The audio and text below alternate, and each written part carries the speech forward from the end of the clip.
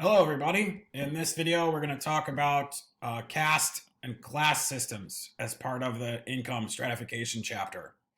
So to lay out the differences between these systems, a caste system, as you can see defined on your screen, is a system of social stratification that's based on ascription or birth. Essentially what that means is that you are born into whatever social caste your parents were in, and you will stay there for the entirety of your life, regardless of what you do, regardless of how hard you work or how smart you are or anything else about you. You're born into a certain social caste, and you will stay in that social caste. A class system is a bit different. In a class system, you are born into whatever social class your parents are born into, and you don't necessarily have to stay in that class, although the vast majority of people do. It's possible to transcend one social class to another.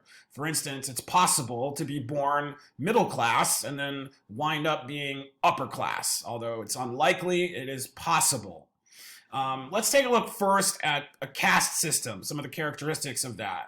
So in a caste system, it has very, very high status consistency. And what that means is that there's almost everything about your life is going to be dictated by your social caste. This includes things like what kind of job you can get. This includes things like who you can marry, who you can be friends with.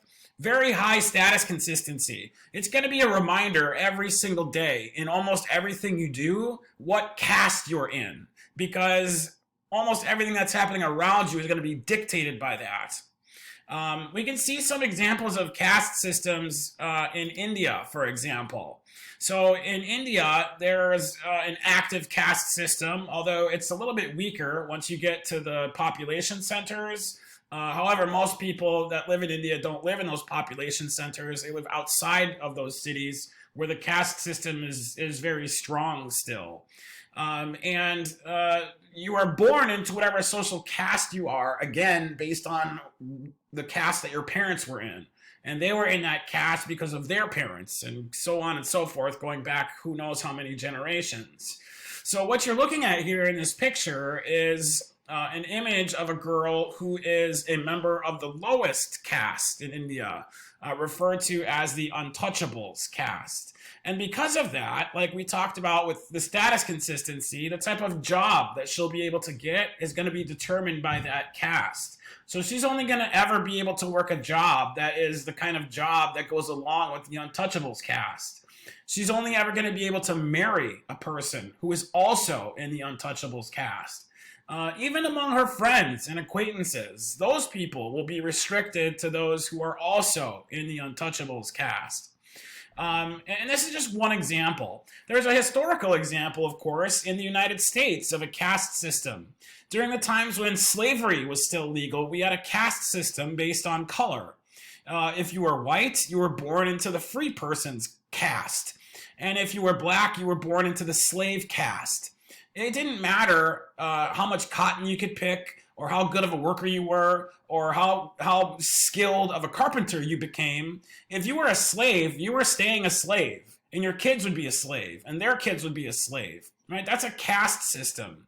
The things that you do and the skills that you have, they don't matter, right? You can't use them to move from one social position to another. There's some evidence and theorists that say that a caste system still exists here in the United States, although it's one based more on economics than it is on race, although those two things aren't entirely separate from one another. So the caste system, again, very high status consistency, and your birth determines your social position, period. There is no changing it at all.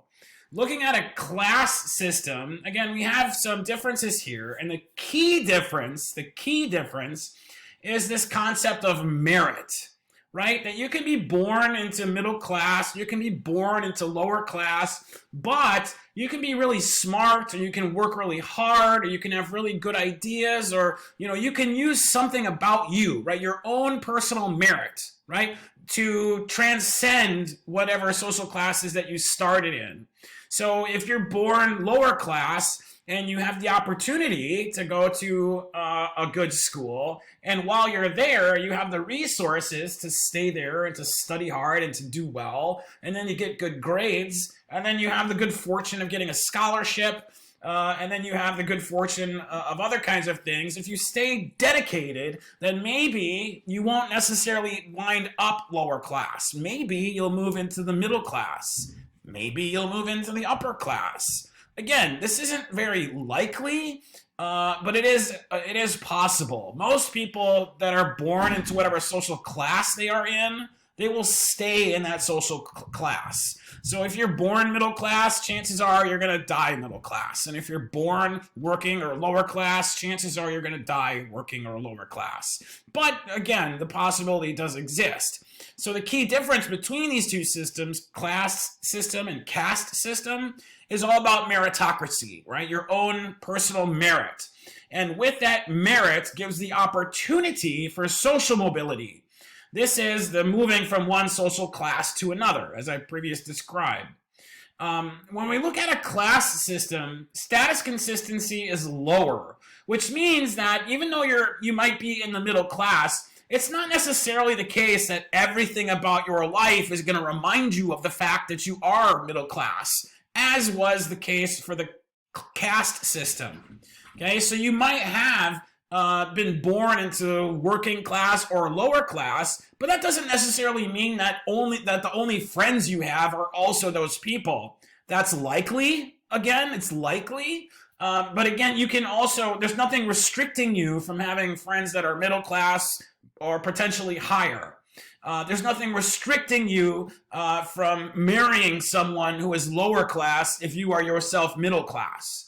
Right, so status consistency within a class system is lower, and status consistency within a caste system is higher, right? And the key differences between those two systems, again, is meritocracy, this concept of merit, right? You can use your own qualities, skills, work ethic, etc.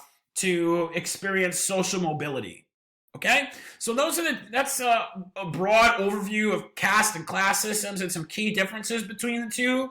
If you have any questions or comments, I'd appreciate you leave them in the section below, and I'll see you in the next video.